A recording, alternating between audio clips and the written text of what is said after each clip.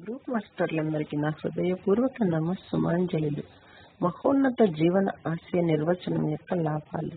మీ జీవిత లక్ష్యం ఏమిటి, దానికి సంబంధించిన విలువలు ఏమిటన్నది స్పష్టంగా తెలుస్తుంది. కష్టాలు ఎదురైనా, అవరోధాలు కలిగినా మీరెలా ముందుకు సాగిపోవాలో మార్గదర్శి లాంటిది.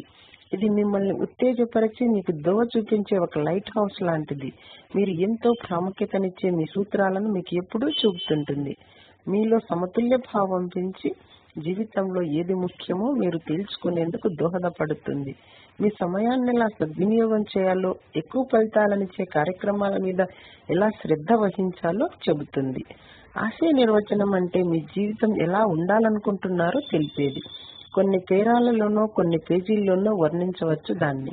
మీ జీవితంలో మీకు ముఖ్యమైన అంశాలేమిటో జనరల్ గా రాసి, మీ జీవితం ముగిసేలోపు మీరు సాధించాలనుకున్నది ఏమిటో రాయాలి. అంతేకాదు, మీరు జీవితంలో ఏ విలువలకి ప్రాధాన్యత ఇస్తారో, మీరు ఎలాంటి లక్షణాలు పునికి పుచ్చుకోవాలనుకుంటున్నారో కూడా రాయాలి. ఇలాంటి ఒక ఆశయ నిర్వచనాన్ని తయారు చేయండి. ఉన్నత శిఖరాలు చేరుకోవాలనే మీ తపనను పోషించుకోండి.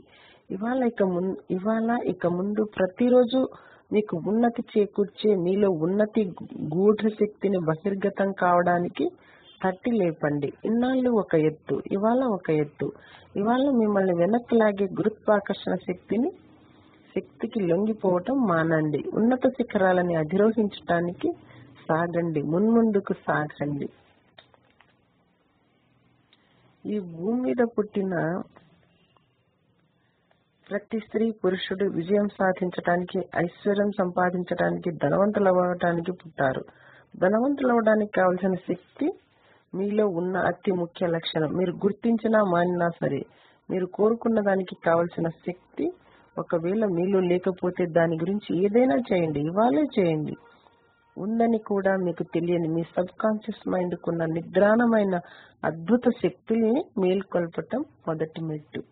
అంతులేని తెలివి, శక్తి, సామర్థ్యాలు ఉన్న మీ సబ్ కాన్షియస్ మైండ్ మీ నమ్మకాల ద్వారా వెలుగులోకి వస్తుంది.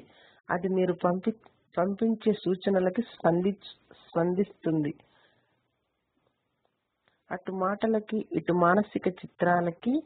మీ జీవితంలో ఐశ్వర్యంకున్న విలువని పదే పదే చెప్పటం వల్ల మీరు త్వరలో ఐశ్వర్యవంతమైన మనసుని చేరుకుంటారు. అలాంటి మనస్థితి మీకు మార్గదర్శి. మీ ముందు విజయం సాధించిన వారందరి పరిస్థితి ఇదే.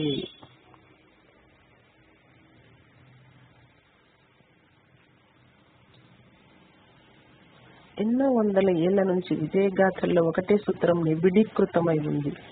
వాళ్ళ సబ్ కాన్షియస్ మైండ్ కున్న అనంతమైన శక్తి మీద వాళ్ళ దృష్టి కేంద్రీకరించినారు. ఈ సబ్ కాన్షియస్ మైండ్ ఈ ప్రపంచాన్ని దాటి ఉన్న దైవశక్తితో కలుపుతుందని అంటారు. ఈ సిద్ధాంతం మీరు నమ్మినా నమ్మకపోయినా ఒకటి మాత్రం నిజం. మీ సబ్ కాన్షియస్ మైండ్ కి అద్భుత శక్తులున్నాయి. మీరు ఐశ్వర్యం పొందాలంటే దానికి సరైన ఆహారం వేయాలి.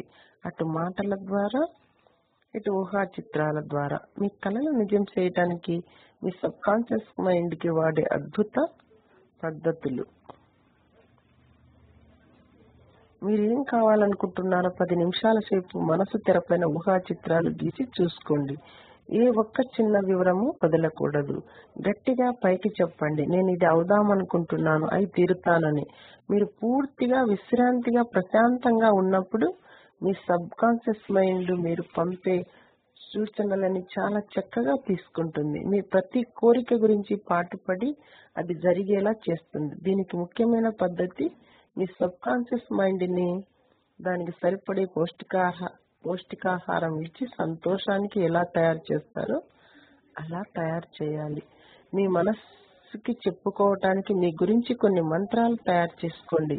అదను చూసుకొని, అంటే మీ సబ్ కాన్షియస్ మైండ్ ఇలా హాయిగా ఆరామంగా ఉన్నప్పుడు పదే పదే ఈ మంత్రాలు వెల్లించండి. ఇలా చేయడం వల్ల సబ్ కాన్షియస్ మైండ్ పూర్తిగా గ్రహించి మనకు కావలసినవన్నీ సమకూర్చుతుంది. Thank you.